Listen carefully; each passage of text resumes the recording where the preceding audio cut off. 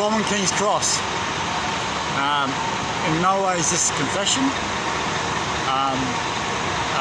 to be taken as true or false. It is simply a bit of discussion about something that may or may not have happened graffiti-wise by a graffiti artist whose may or may not name the exit when he painted King's Cross. So a little bit of a pictorial documentation and tutorial about trials and tribulations of a couple of evenings. So we're in King's Cross.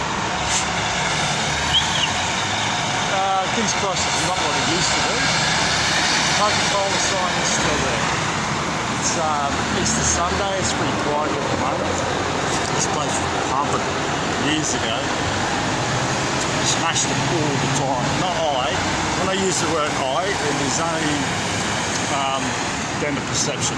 Am I not talking about I is or that is? So none of this can be used in a court of law because there is no dictated documentation to the events that I'm about to share. However, Exit one evening decided to skip along and he went down the main dragger here. Now,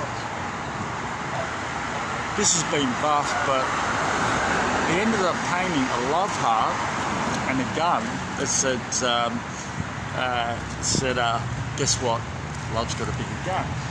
And it was down on the main drag here, and it was on a glassy building, like an old Tangara train, windows. If you go to Bill Mountain Facebook or Exit Break Instagram, you'll see pictures of it.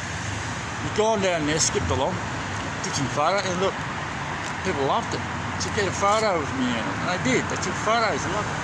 And you also skipped along a couple of these back alley streets around here, quite picturesque.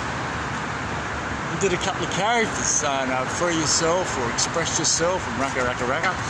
And then the point of this, some young bloke comes skipping along, photographing them all up. Got photos in front of McDonald's, rock on. And a couple of ladies, he goes, oh, you just painted that over there. He says, it's beautiful. And kiss on the cheek and thought that's cute. I got the photos. There's a funny car in this front. And what he did from there, they went down there, skipped down there. So he marked his territory, sussed a few things out, had a laugh and a giggle, and pumped a couple of streets from here to there, which got buffed reasonably quick. I think I got buffed. I'm saying walls like this that got buffed reasonably quick. So then he thought, well, just take it another level.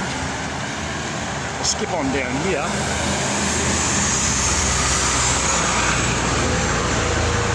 And paint this corner down here with a nice big love heart. Guess what? Love's got a bigger heart. Now, this even gets a little bit more interesting. However, because during these trials and tribulations of that evening,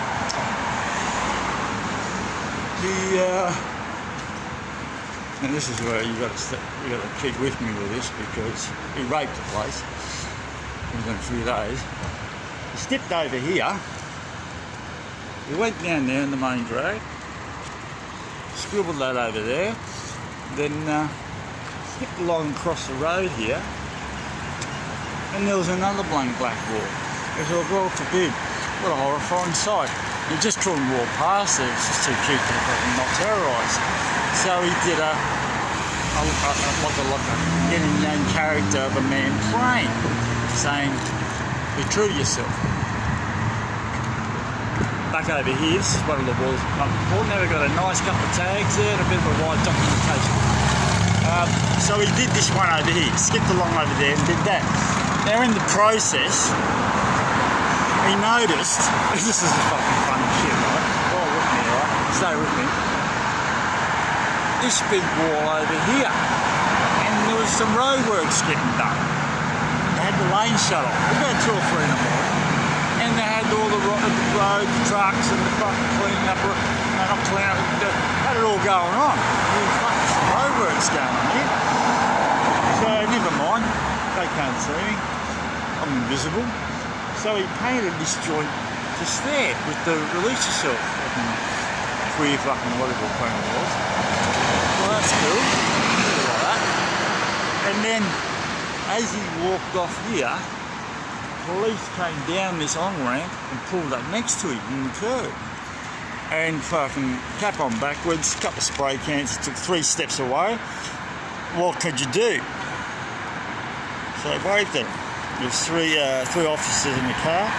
They pull up the curb.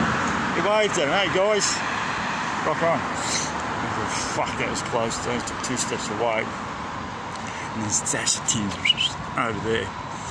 The cops, baffled by the fucking confidence and the ignorance of the human being. But no one could be that stupid. Skipped along. However, this gets better here. Back to the railway incident in Sandstone there. The following morning, when he decided, oh, I'll go down and get some photos of that when I wake up. That'll be funny as fuck, right? So he's gone down there. Oh, not knowing to him, the big graffiti mural that he had painted a week prior, saying don't let them take your soul, on the sandstone wall, they weren't cleaning. They weren't fucking doing roadworks. The fuckers were buffing his wall, buffing his fucking graffiti off. They had the lane shut off. Well, silly old exit. He was painting right next door, right in front of plain daylight. Oh, not daylight, it was night time. Just horrified by what was going on. So he came out and said, oh, they've cleaned that off. So, someone's done a couple of tags. It was nice to see a bit of graft come on. And I'm not going to walk away down there because I don't think it's going to be there still. Can't be. There's no way Main Street in Sydney's going to have that love heart. And he's asking people next day, and they take photos of me, take photos of rock on. Not quite happy to. You're looking for a fight, the biggest bloke walking on. You take photos of me, mate. Just did this.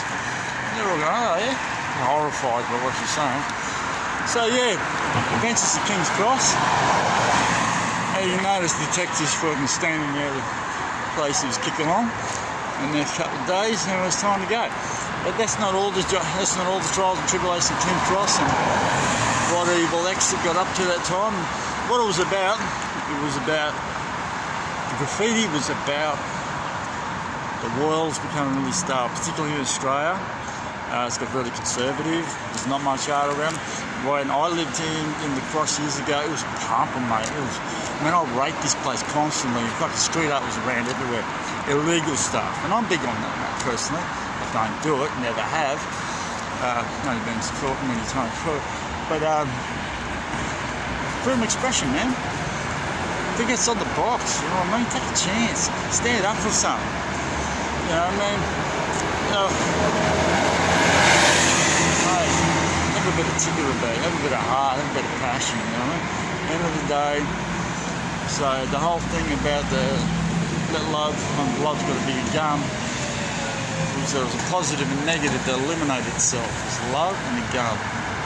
We're saying that love is strong. But look, pace is just important. That's not political. But there you go, that's a bit about a laugh and giggle about trials and tribulations of X skipping along for King's Cross. And stay tuned for some,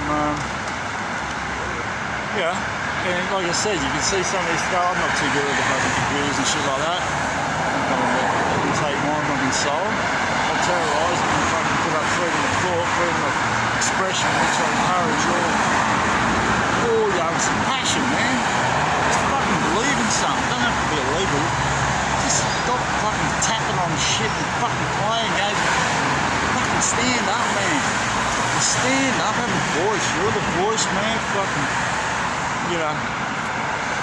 believe in something. Stand up for something.